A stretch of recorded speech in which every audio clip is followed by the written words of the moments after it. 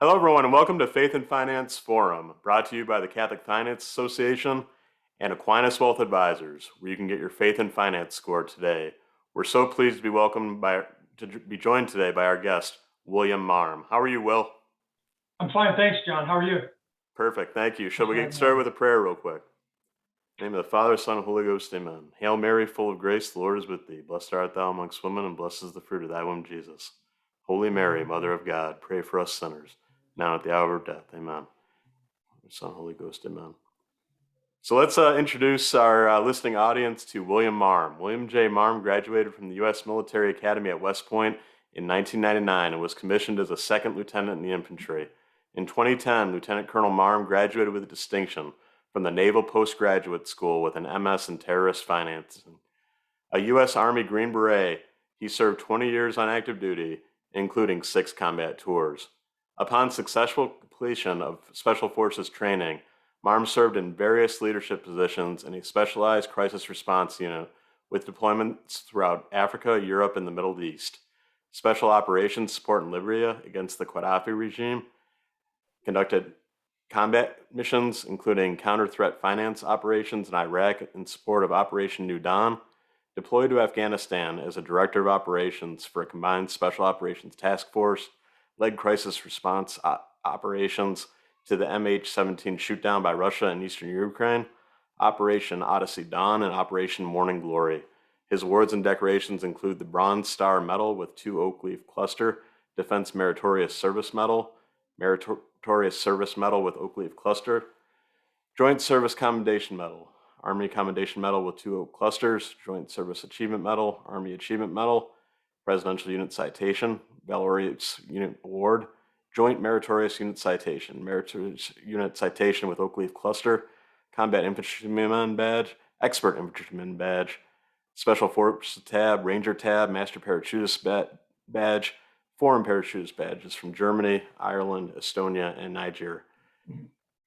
Will signed on with Bancroft Capital and recently completed the Veterans Training Program, is now a registered representative with FINRA SIE 7 and 63. Bancroft Capital is a service-disabled, veteran-owned institutional investment broker-dealer firm. Lieutenant Colonel Marm is married to the former Dana Rossi from Fairfax Station, Virginia, and they have 5 children.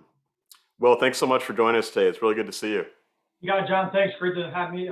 Great to be here. Thanks for having me, and nice to see you too, John. Well, you're kind of a perfect guest for the Faith and Finance Forum because you're a financial professional, but also with everything going on in the world today, your record as a war fighter and a soldier is a perfect fit for our broadcast as well.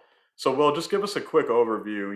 Your background, where you grew up, your childhood, your interests, just anything about you as a person that we should know. Sure. I grew up as an Army brat. And my dad was a career Army officer. He volunteered to join the military and ship out to Vietnam. He served for 30 years. I have a kind of a strong Army as an institution, pedigree for my family. 30 years for my dad, my stepdad, 30 years. My brother, 30, myself, 20, my father-in-law, a little less than 30. And so I kind of naturally fell into this and started, service after going to school at West Point. And I'm here. I started my career and wanted to transition into the finance world. And found this great opportunity with Bancroft Capital, and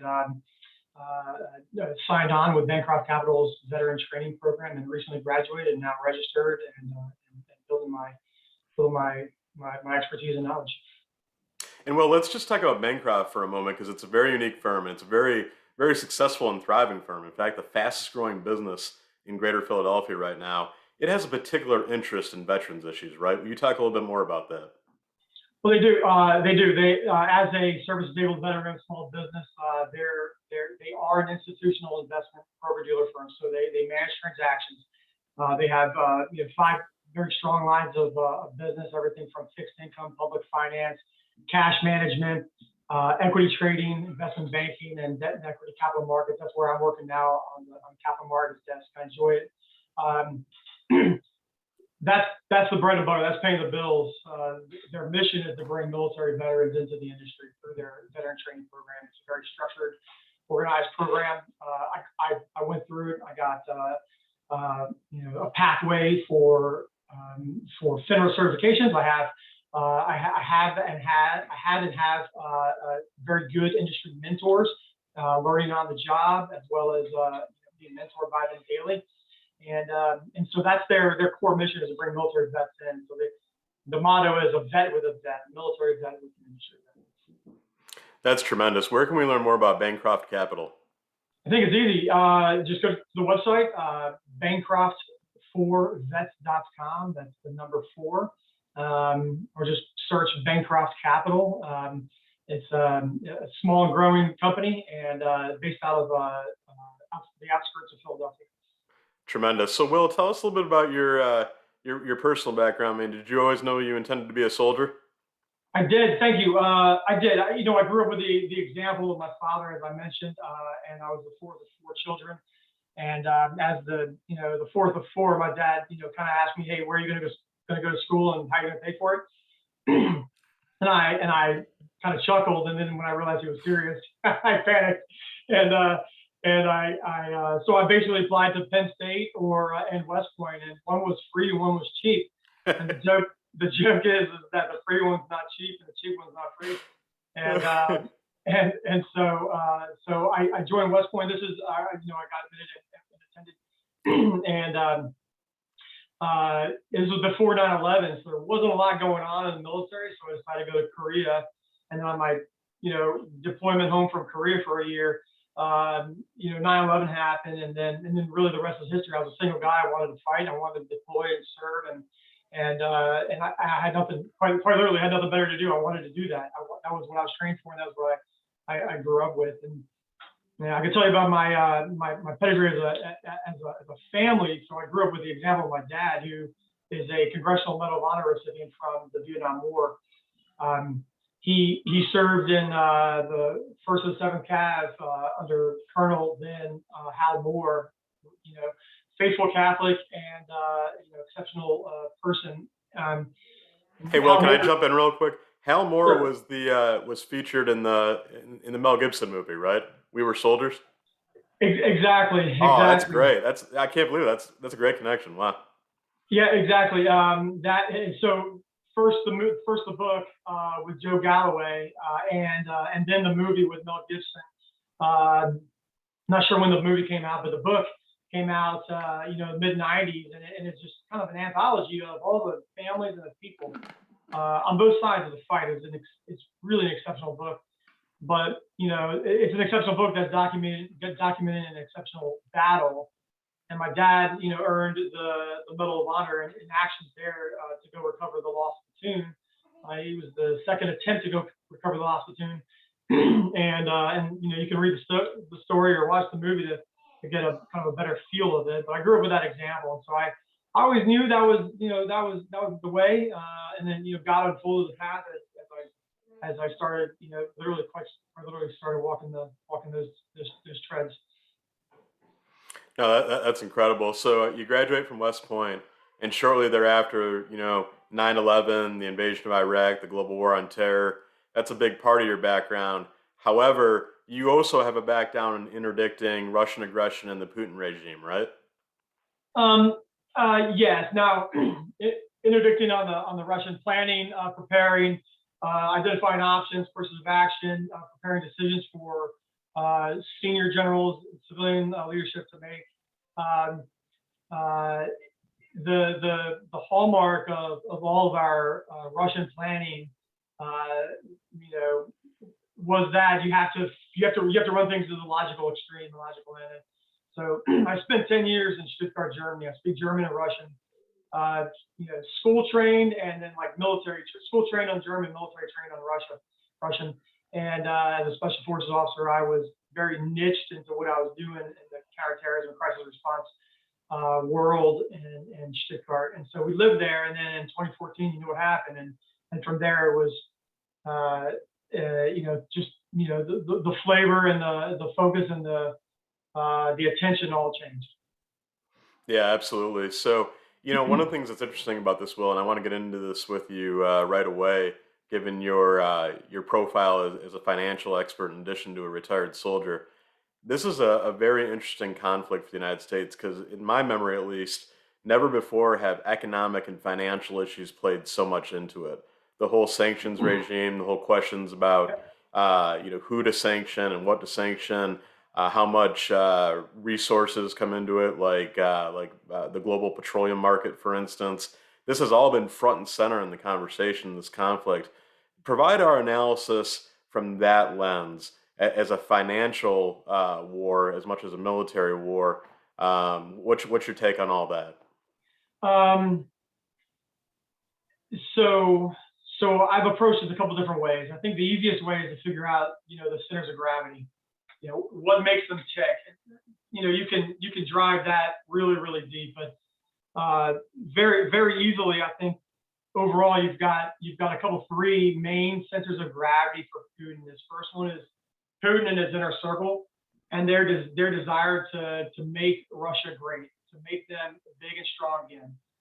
Their primary tool is through the oil trade, and then another center of gravity is the Russian and really Putin's strategic depth with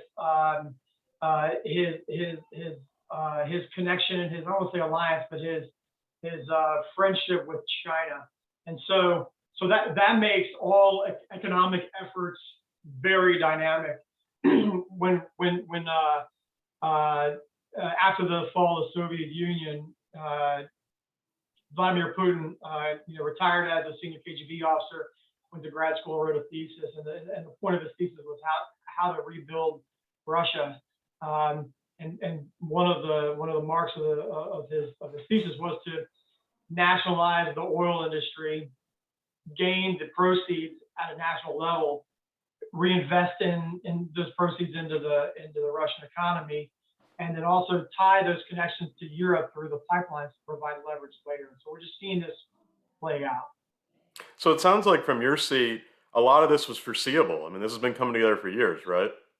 A lot of people would say that, and I think you're totally right that it is foreseeable, even from the NATO talk with Ukraine and the U.S. and NATO for the last several years.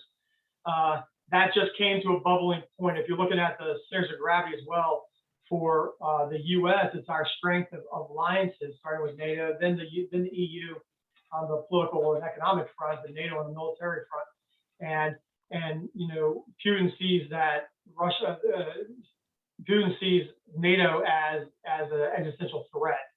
And when you see NATO as when Putin, at the end of the Cold War, when Putin was fighting NATO as a KGB officer, running sources that are probably targeting and causing all types of death and destruction in Western countries,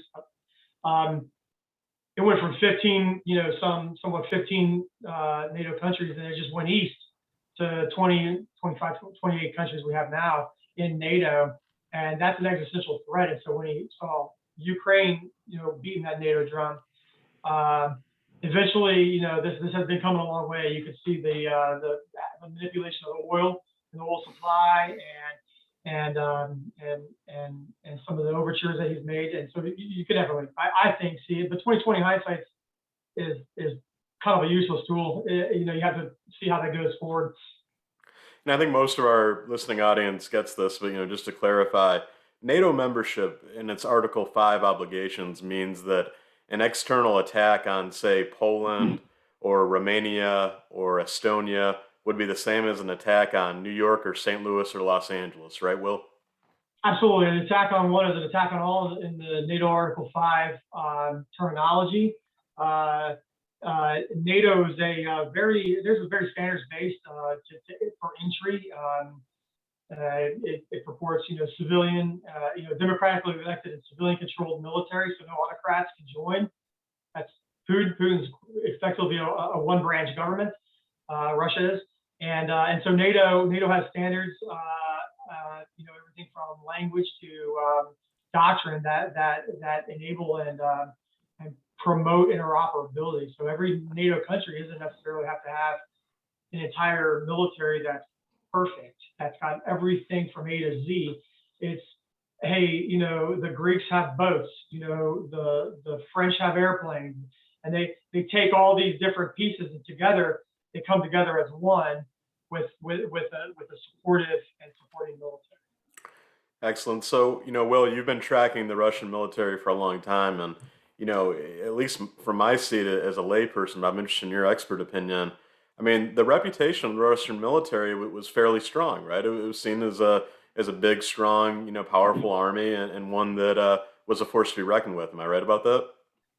Yes, and that's twofold. One, because of the purported, our intelligence analysis on their technology. But we haven't ever seen it displayed like in Ukraine. We saw a little bit in Syria, but that was very minimal. It's very much like I would say counterterrorism. It's very much targeting and denial. Even when we saw Aleppo, and purportedly, the general in charge of Aleppo is also now in charge of Kiev, and so when they fight like Russians, they fight like Russians, which is kind of brute force and ignorance. There's bulldozers go forward and everything is not literally bulldozers, but just a rolling thunder of munitions and mass. That's very much not what the U.S. Method of warfare is. It's very precision, and so we're quite surprised on some of the things we haven't seen here in Ukraine. And I can get into that if we want to talk any more of those more specific technologies. Yeah, let's actually get into that because I mean, a lot of people are acting surprised that the Russian advance has been so gradual. I think a lot of people saw this as Russia being a big, strong superpower versus Ukraine, a much smaller and less heavily armed country. But the Ukrainians have held their own, and perhaps more than held their own. Your theory on that is that the Russians are holding back, right?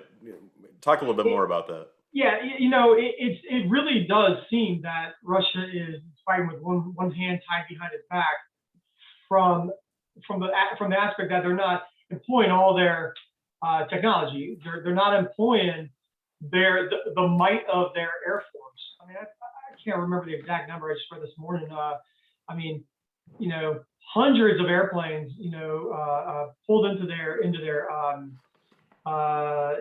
force structure just over the last several years, and we're not seeing that. We're not seeing an armada of fights and even strikes, roughly to the scale of when we invaded Iraq in the Operation Iraqi Freedom. This is the scale. We have 4 to 5 times as many U.S. allied strikes into Iraq than we saw in their first strike, and it's a very completely different picture, and so they're definitely not leveraging everything they have, and we just don't know why. It's very certainly quizzical. Like on the technology side of the house, we're not seeing their surface-to-air missile threat that's strategic. We're seeing a lot more tactical stuff, and their forces aren't maneuvering like we thought we would see, particularly in their tanks. We're not seeing any of the T-90, T-80 tanks. We have seen a little bit of thermobaric. They call them the vacuum bombs. That's scary. It's a very destructive weapon. The vacuum bombs. This is the bomb that can vaporize a person instantly, right? I mean, I would say any bomb could probably do that, but I think what it does is it creates an overpressure and has concussive effects. And so, I've seen them in smaller munitions, but in actual artillery at the, at that caliber, of artillery, that's brutal. I mean, everybody inside that building, air evacuates, they're all concussed. If not scrambled and dead. And just the indiscriminate nature of it, right? I mean, like everyone in that building, civilian, military, and otherwise, man, woman, or child, is gone. Exactly, and really to the point, the destructive nature of these vacuum bombs, these thermobaric artillery, and rounds, primarily tank rounds. They what it is not is it's not precise, and that's to the American way of war, it's very precise. We don't have the mass of people to throw at Leningrad or to throw at a problem set. We don't have that mass of people, and so we generally, as the American way of war, it's very much a precision warfare, to try to be over quickly, to minimize casualties and collateral damage. And we're not seeing that now. I think we saw that early on, and they realized, well, that's not going to happen. And then that was like Thursday. They went in Thursday, Friday. They went in, and then by Sunday there was a strategic pause, and then they did this regrouping. And so so one thing we do not see now is the precision guided munitions, which they do have. They're expensive, but it shows you that maybe they're holding them.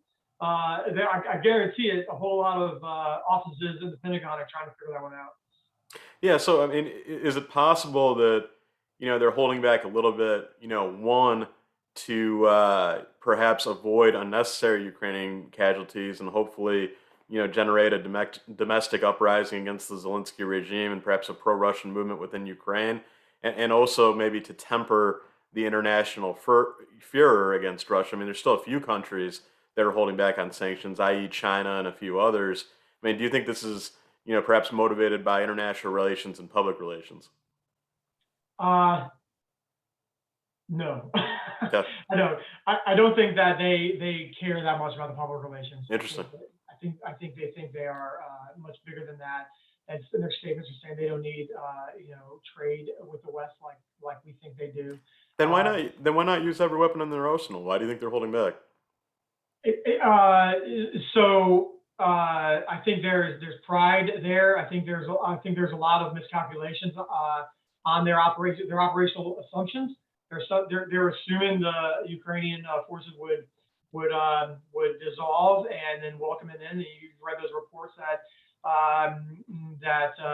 the Russian soldiers have said that that they're going to be welcomed, and so there's a lot of confusion inside the military. So if you think all these leaders, these Russian military leaders are trying to manage pretty lousy situation right now because they have to continue to lie to their soldiers and come up with a plan that's gonna work. And so in my opinion, what you see is a lot of disinformation, internal disinformation. And so that's what makes this an incredibly dynamic situation from like our seats, because you have three types of information. You have information, which is ground truth, right? You have misinformation, which is just the grapevine. It's just, this guy said, this guy, he said, she said, and then that other person said, and then, the grapevine effect. And then there's disinformation, which is the deliberate, essentially lying at an organizational or national level. It's very normal too. And you're seeing that the Ukrainians are very good at it too, because when you're reading Ukrainian reports, like, wow, that very clearly is some type of propaganda. We call it propaganda, disinformation. Normal way of warfare. Generally, Russia's very good at it. We're generally not that good at it. And so we try to operate in truth and manage information, but it's very hard to find that information as a public. And so to answer your question is, I don't think they're trying to hold back on purpose. I think there's a whole lot going on behind the scenes that we don't see, and pray that our intelligence services can see that and do know what's going on and are managing their responses to counter what's actually going on, what the actual information is, behind the scenes that we don't see. Everyone, this is a very special episode of the Faith and Finance Forum, hosted by Catholic Finance Association, presented by Aquinas Wealth Advisors. We're on with retired Lieutenant Colonel William Marm, Green Beret of the United States Army, 6 combat deployments, and expert on military issues, also a financial professional.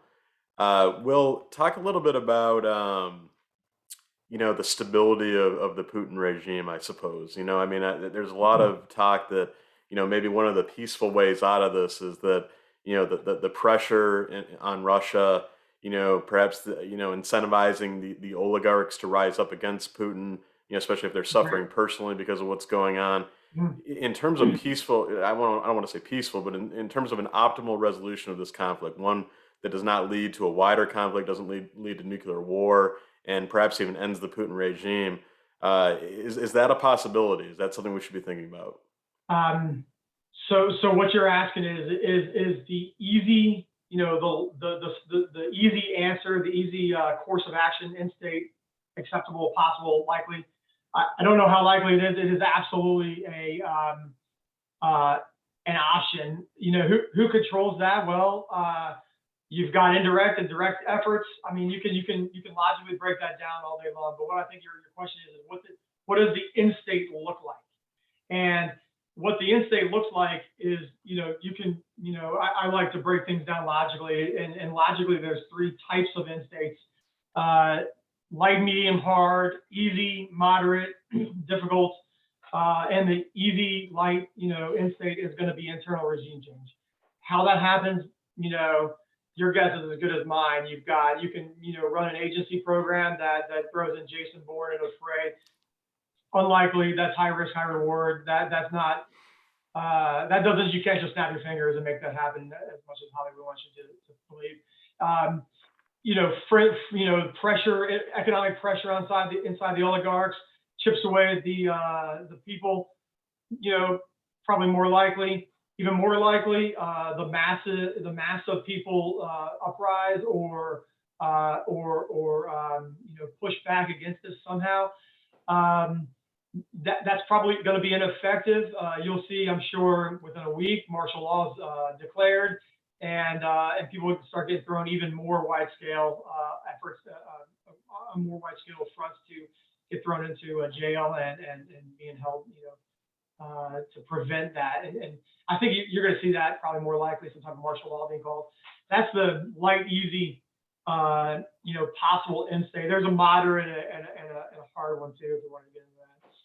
So, Will, in the Western media, President Zelensky, the Ukrainian military, and the Ukrainian citizenry that have risen up in defense of their country are getting a very positive review. Would you join that, or would you state it any differently? No, I absolutely would. I think it's I'm proud of the Ukrainian people. I'm really sorry. I mean, just from the depths of my heart, sorrowful that they have to go through this. And you wish you could have done something. And Americans are action oriented. There's quite literally very minimal direct things we could have done. We did a lot since 2014.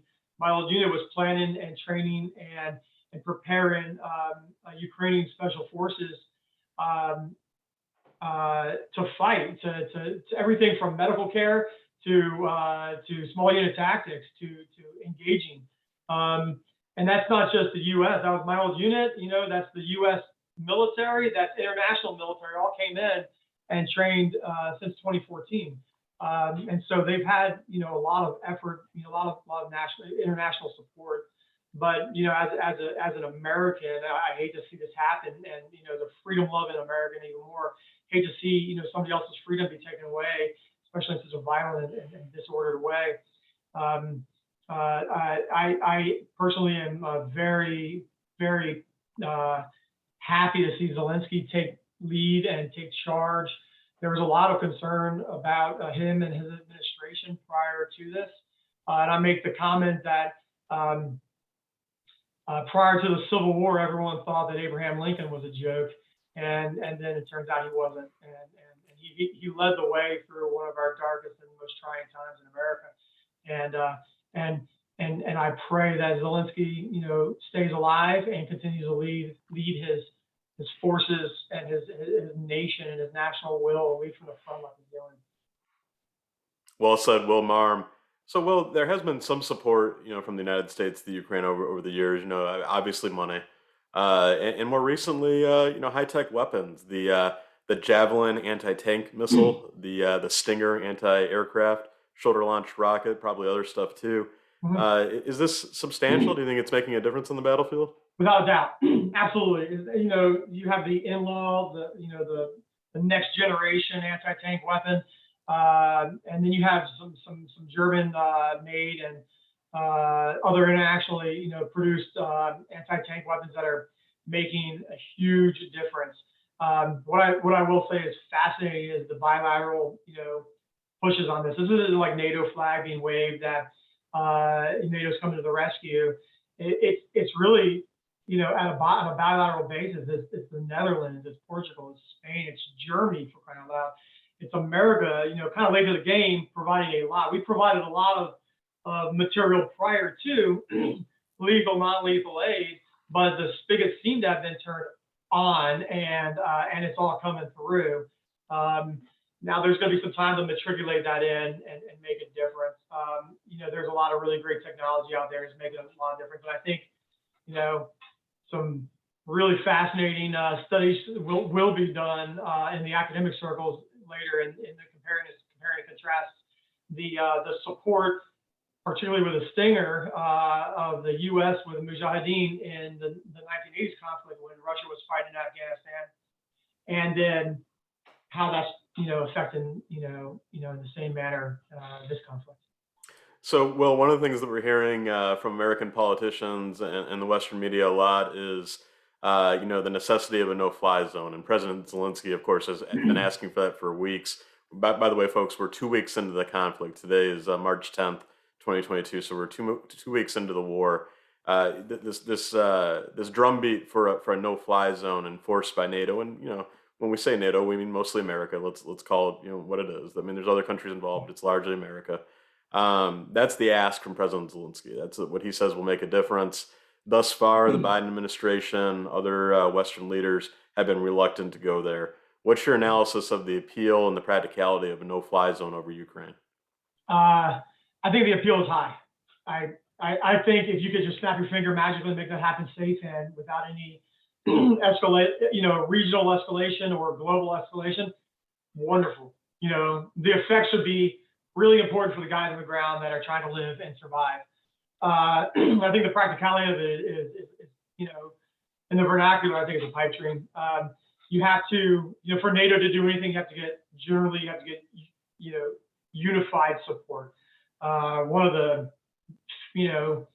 kind of one of the banes of NATO is everybody has to agree and everybody gets a vote. And so if not everyone agrees, then they don't do it as a NATO. So then it becomes a U.S. thing. Okay, so then you could just continue to pull it back, and then it's like maybe even a coalition of the willing. Fine, coalition of the willing. We've done that before.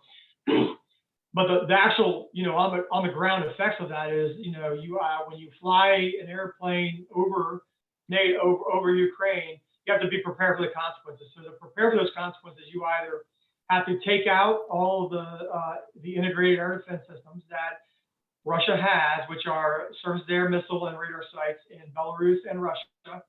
That's the SA-21 or the S-400s or the S-500s. We haven't even seen them in play.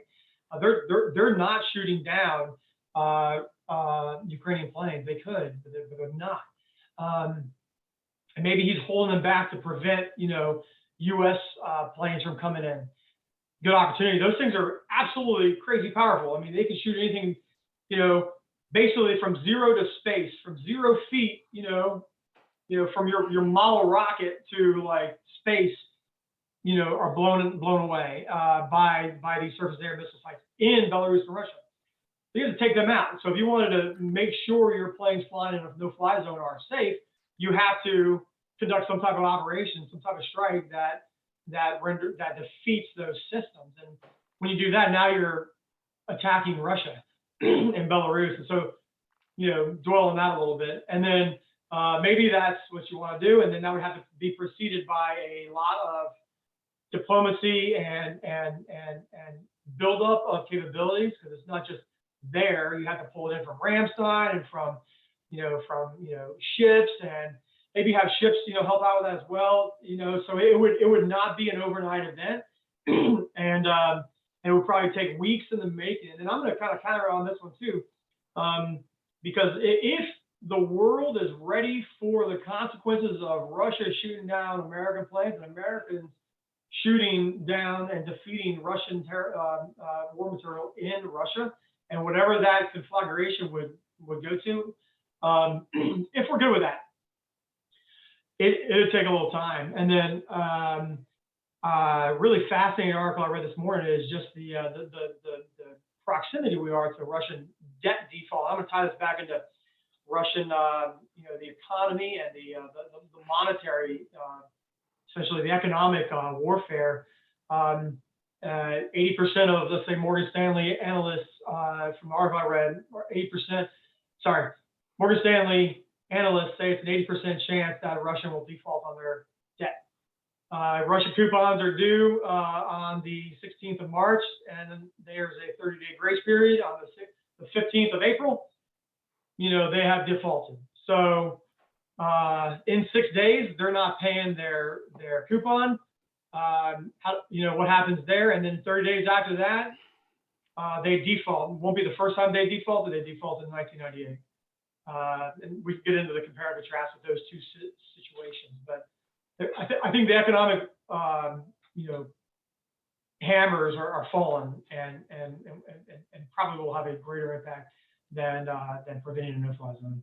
Outstanding insights from retired Lieutenant Colonel William Marm, also a financial professional, giving us the analysis from both sides, the finance and the military perspective. This is a really intriguing conversation.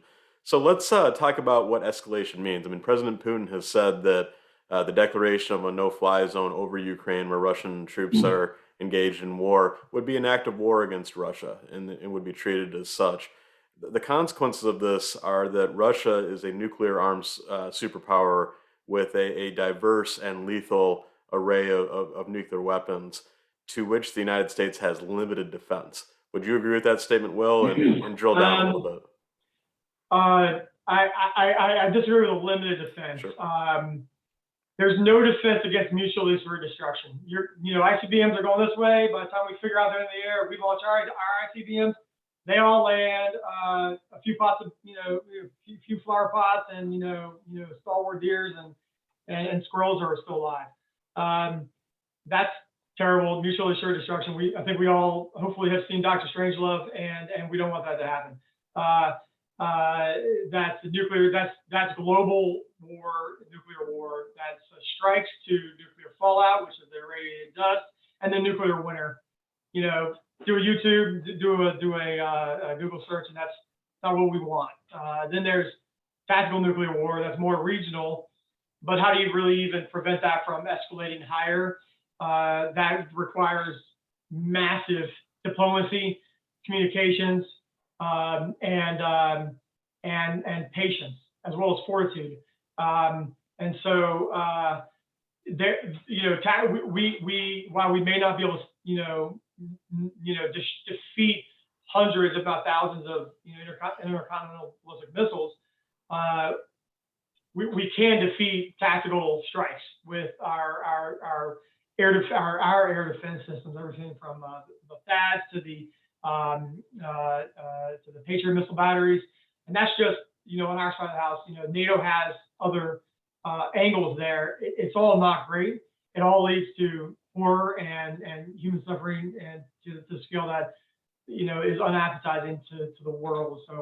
So let's shelve that and say that if that goes for a lot. If the escalatory nature of any type of tactical or strategic nuclear strike is unappetizing. You have to have a credible threat, though, and that's key. You have to have a credible threat. Threat is not threatening without being able to back it up or willing to back it up is just a smokescreen. And so there are strategic calculus happening with that. Now he has other strategic levers all over the world that he can play that allows him to maneuver into a win, and we'll see if he can manage those. But it's important for our audience to understand, I think, that at every stage of escalation, really what we're doing is we're trusting Putin to behave rationally, right? So if we do the no-fly zone, we're trusting that he won't overreact in some way, be it conventional or even a limited, tactical nuclear, assault. And then the stage above that, a more general, broader global nuclear war. At every stage, once we've crossed that first line of the no-fly zone or the act of war against Russia, from then on, it's really whatever Putin decides, right, Will? I agree, John. I think it all starts with a force on force. engagement with the Russians, and we have never had that. We haven't had a direct nuclear power engagements. Even if you look at through the history of the Cold War, it was all the domino theories, and we were fighting in Vietnam. Well, Soviet Union was supporting North Vietnam, Cuban Missile Crisis. We were supporting the Mujahideen in Afghanistan. I think the more likely thing is that when Putin doesn't have doesn't have any strategic options, then he may look at a strategic option that he has with nuclear force. He's got other strategic options to manage, particularly there's 1.5, 2, if you will, I guess, nuclear power plants he has. Obviously Chernobyl, the one in the south, and I believe he's still attacking and trying to encircle the one north of that. Those are, those, for lack of a better word, of nuclear strike. There can be a nuclear accident there that he has power to prevent, and that there could be an accident there instead of a nuclear strike. There could just be, he doesn't have enough water to cool down the reactors and to spend fuel rods, and then there's an accident. Now you have a Chernobyl accident again, and then he's like, yeah, now it's all yours. I'm just going to go back to Crimea. So I think a no-fly zone forces a strategic response out of Russia. Period. And we have to be prepared for the consequences of whatever those strategic responses would be. Observations from William Marm, graduate of the United States Military Academy, retired lieutenant colonel in the United States Army, giving us his analysis of the military situation in Ukraine. So, Will, if we can agree that a no-fly zone probably wouldn't be the right move right now, are there steps between what we're doing right now and the no-fly zone that you think we could consider that we're not doing right now? Not doing well. I have to say I don't know what we're not doing. Can't prove a negative. Yeah. But well, what about sending Soviet-era fighter planes like the MiGs and providing those to the Ukraine? President Zelensky says that he has pilots that can fly those. That would be an example of something we're not doing right now that we could. It would be an amazing escalation or at least increase of combat power for the Ukrainian forces. I'm not sure, I think that would be righteous. The Joint Staff, the administration, and anybody who's advising the administration and NATO would have to analyze what that response would be. If they don't think that causes a strategic response that is unappetizing, then by all means, I think that what's the difference between a MiG flying and 1,000, javelins or 1,000 surface-to-air missiles? It's all war material right now, because there was a whole lot of pushback early on by Putin to the world saying, "Don't touch them, hands off." He was trying to create this real localized fight, and for some reason, like once the Netherlands or Portugal got into the game, he was like, "Well, I can't really back that up," and so he hasn't backed that up yet, which is fascinating, because normally, as a dictator, and you look at his history, he's always backing up his threats, and so that was for me really fascinating. But so what we could do is just increase the spigot coming across the train and ground line of communication, the ground road, just basically from Poland, just truck them in, and you could arm that insurgency and that fight. I'd say insurgency, it's not an insurgency yet, but if you could continue to arm that fight and make it and make the porcupine effect that much more sharper for Russia, 80 MiGs, okay. 1,000, surface-to-air missiles that are all over the place as well. What is it? Because you also don't want the MiGs flying into Russia, because that creates a whole other effect. So there's got to be a massive thought process about that. I'm not inherently against the MiG, the donation, the goodwill donation. Yeah, it seems like the game here is to figure out how much conventional support you can provide to Ukraine without triggering, the escalation of the strategic response, right? Yeah. Now, comment I made earlier is what's the timeline of all this? If we put MiGs into play, are they dropping bombs? Do they have bombs? And now we got to go bombs. So what does all that look like as a system? But then how quickly will that show some type of decisive effect? If that's got a decisive effect that's parity on par with trucking across the ground, then it's really not that decisive. More weapons and more material. It's really not that more decisive. And then I guess on the no-fly zone, are they achieving overwhelming success via the air onto the Ukrainian forces? I haven't seen that. Yeah, there's shots. I mean, an Iron Dome would be a better option for them to knock out some of these missile strikes. They've had what are we at, like 600 or 700 some missile strikes from Russia, Belarus, and internal to the internal, Russians inside of Ukraine. So I mean, an Iron Dome would probably be much more effective as defense. And so, so no-fly zone is like quicksand. Like how much is it worth? Well, just how much is it worth it? And then when you look at the timeline of it, I mean, in 6 days, there might be a lot more pressure on them when people aren't getting paid their debt coupons, and then in 30 days when they default, then how much longer can they go? How much longer can that easy course of action, internal regime change withstand the pressures inside when bread lines start happening all over the place? So this is interesting, Will, just to drill down on that. I mean, timing is such a critical characteristic of any war, right? Revolutionary War, Civil War, Vietnam, any war that we've been in, time is such a critical thing, right? Who is advantaged by the passage of time, by the war being longer rather than shorter, etc. Analyze that for us. I mean, whose side is time on in this fight? Who wants the war to be over quickly, and who wants to go longer?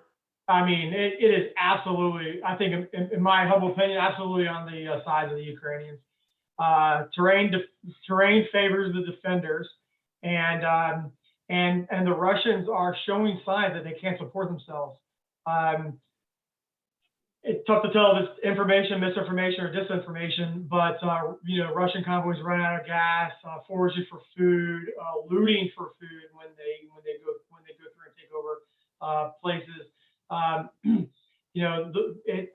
think it's an international conclusion that Russians' logistical lines are lousy, and that doesn't get better with time, unless, of course, it does. Unless Putin makes strategic moves to pull to provide for their forces, but in a vacuum that might be possible. But as the economic weapons start to wield their, for lack of a better word, the economic weapons to yield their economic bloodshed, then it's kind of anybody's guess. So time is absolutely on the Ukrainian side, particularly in Kiev.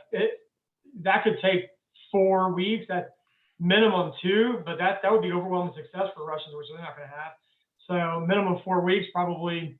It really depends on how much they want to invest in there. I mean, it's going to get super ugly. And Will, feel free to edit me in your answer, but it seems to me at least that the three strategic objectives of Russia in this war are: 1, to control the Black Sea coast, the southern coast of Ukraine; 2, to expand their foothold in the eastern Donbas region, spread that further west, control those provinces outright; and then lastly, to conquer Kiev, topple the Zelensky government, and install a Russian puppet state. Would you agree that those are, generally speaking, the 3 objectives that we're playing with here? I think those are the 3 localized objectives. I think those are his operational objectives. His strategic objective is to make Russia great again by creating a larger Russian sphere of influence, with particularly at first with the non-NATO countries. You can rattle them off. The ones that matter to him: Serbia, Moldova, Georgia, Azerbaijan, Ukraine, and there's several more that are probably less appetizing for him. Finland, Sweden, but he's got more strategic. You have to really look at it. You have to step back a lot more to see what his strategic objective. Operationally in Ukraine, if he would, he probably started this thinking that he could overthrow all of Ukraine, throw in a puppet government, walk away, shock and awe, Soviet style. That's not happening. So now he's adjusted his operational objectives, in my opinion, to controlling Ukraine. I think in a best case scenario, just like they did with East-West Germany and East-West Berlin, you have an East-West Ukraine, east of the Dnieper, Russia, and then if he, got his druthers, probably half of Kiev, just because he likes to stick a thorn in people's sides, as well as a land bridge from Russia over to Transnistria, Moldova. That effectively makes Ukraine a landlocked country, and controls commanding terrain in Moldova, which overlooks Western Ukraine. I think that's probably his best case scenario. His worst case scenario, Crimea, north of Crimea, and the two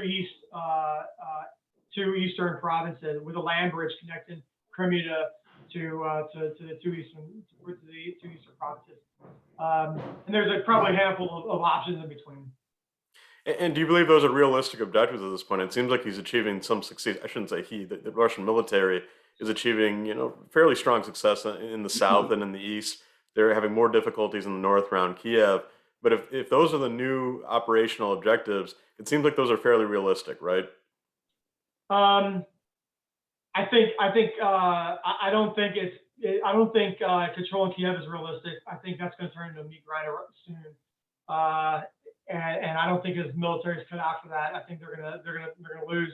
They're gonna stall. Their momentum is gonna stop as the Ukraine defenses stop them. I mean, and we can get into all those tactics and the manpower, the force ratio. They just don't have that. But what you are going to see is you're going to see the Russian way of warfare, and it's just going to be very indiscriminate. Hopefully, not systemic starvation and on the side of on a genocidal scale, but they're going to put a circle around Ukraine and hopefully not cut off food and water supplies for the population. But if they do, then you're going to look at Leningrad, where you're going to lose, very quickly within a week. You're going to lose. If they lose water, that's within a week people start dying out of just lack of water. That's Kiev. Southern Ukraine is. I think it's probably more likely, and that'll be a bargaining chip for him if he can control Odessa. If Odessa falls, but Odessa's going to be a hard fight too. I think it's the third largest city in the country. Yeah, it seems like the situation in Kiev is very bad for Russia because there's not going to be an organic domestic uprising in favor of Russia. I think we can pretty much, agree on that now. And control of Kiev and toppling the Zelensky government is really the only way you declare victory in this, right? As long as that government holds out, and as long as that capital remains independent, Putin really can't declare victory in this war, right? Right, and he's a master of lies and deceit, and so he's going to be able to declare victory whenever he wants to stop fighting.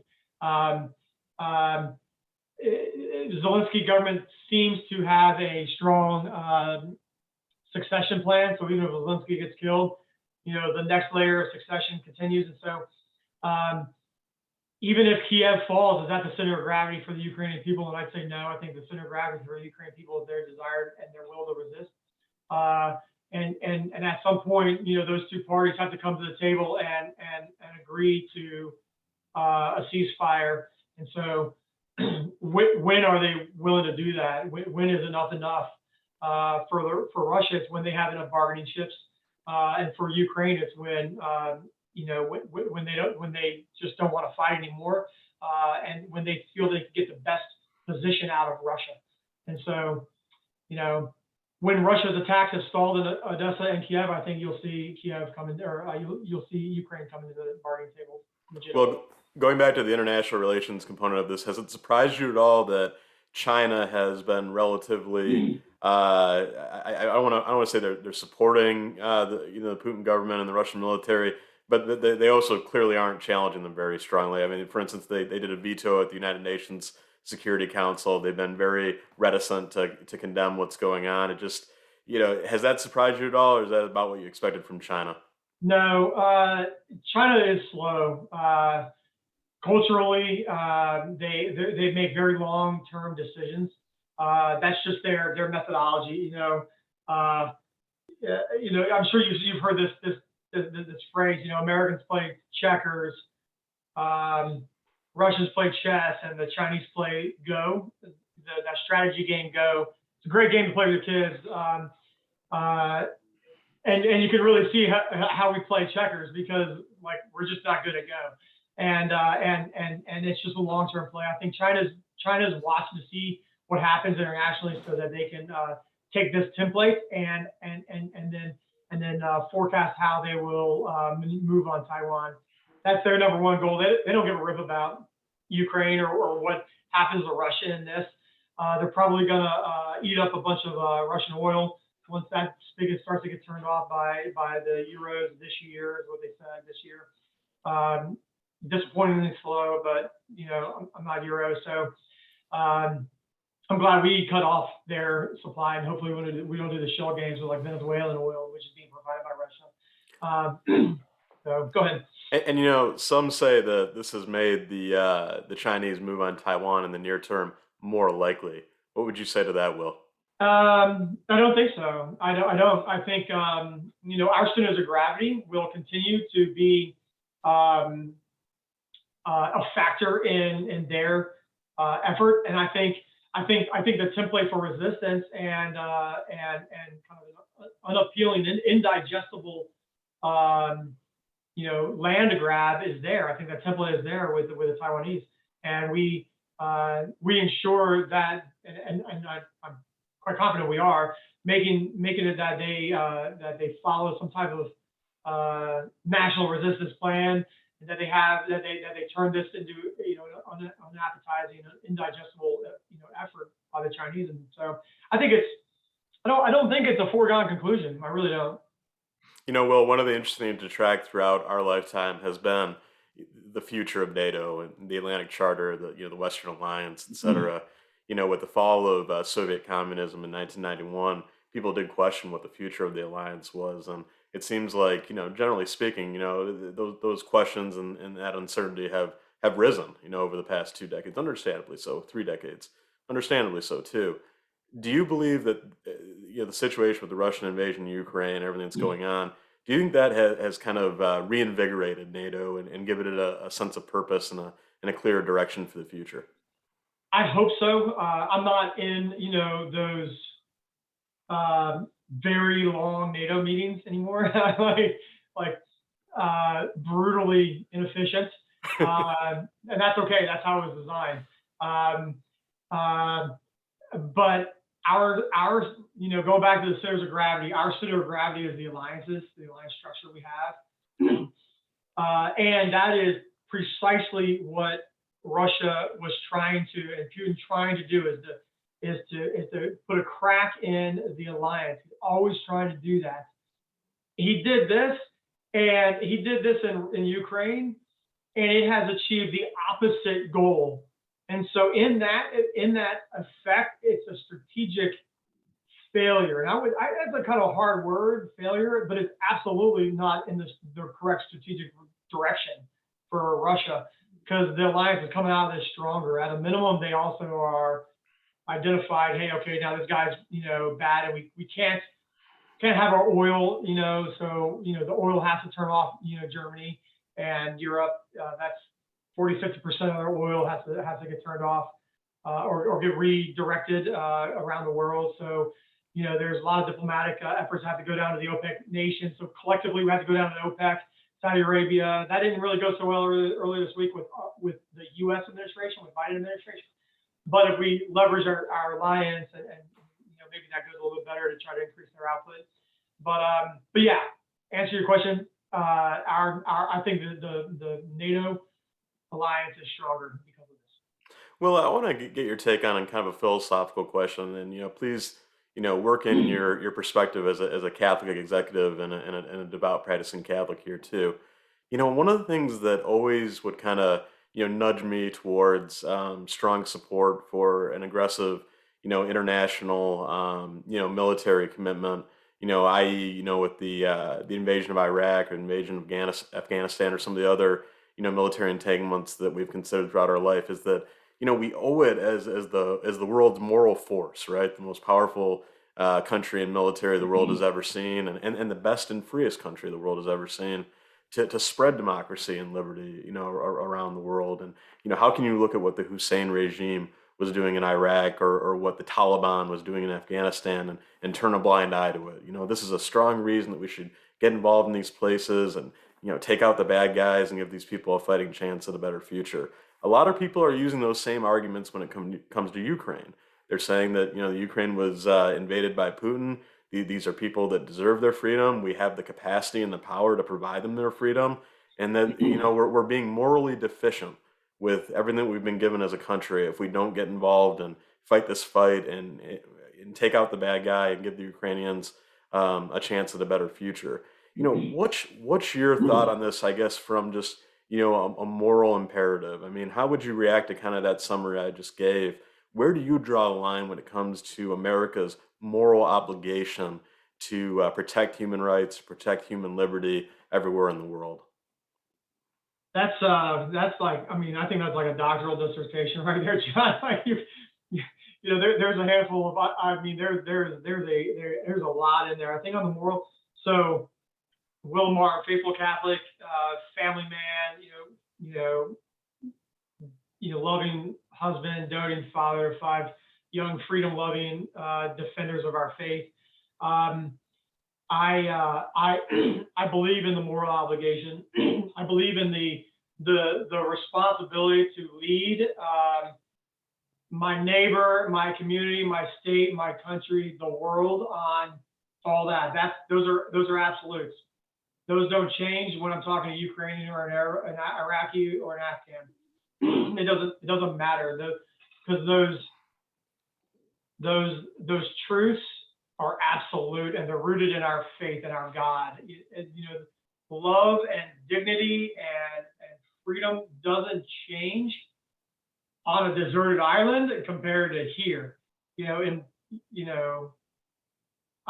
yeah, in Northern Virginia. I'll keep it clean. And but when you get into the politics and in international relations, I'm much more pragmatic. I was very idealistic as a young guy, and I, waving the flag, and hutting, to the sound of wherever Uncle Sam told me to go. But some cultures don't associate democracy the same way. We tried really hard in Iraq, and even George Bush asked, did democratization, platform, for Iraq, and it's just really hard to take. It takes a long, long time. It's not as easy for Americans to do. So, not saying it's invalid, but you have to have a pragmatic and realistic idea of it. I think in Ukraine, it can absolutely take roots. And so I don't know if it's necessarily what our governments are trying to do. Our governments aren't trying to. All the governments aren't trying to lead in that way. They're just trying to lead and manage their national interests. Period.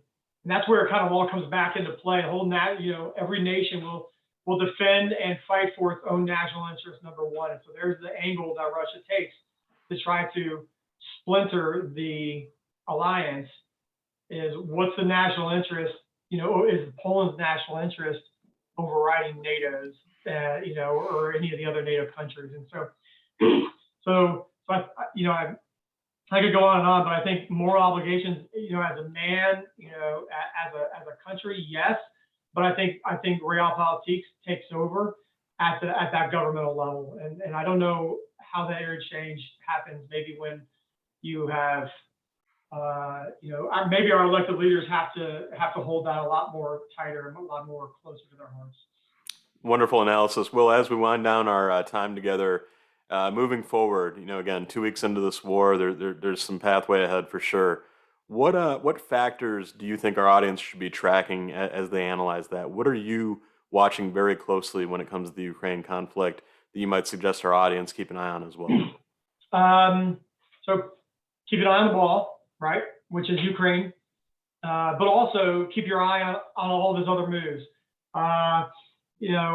Putin can pull strings in Serbia, in Bosnia, the Republic of Srpska. He can pull some strings in Moldova, Transnistria region in Moldova. He can pull some strings in Azerbaijan, Abkhazia, South Ossetia. He can pull strings in Georgia, like I said. So that's how I think he's going to maneuver his way to bargaining positions. I don't think he cares about bloodshed. I don't think he cares about turning Kiev into dust and rubble and the human catastrophe that's going to be. I don't think he cares. I would caution us not to get so concerned into that, because that's going to lead to one more thing, one more thing. That shot's fired. It's going to happen.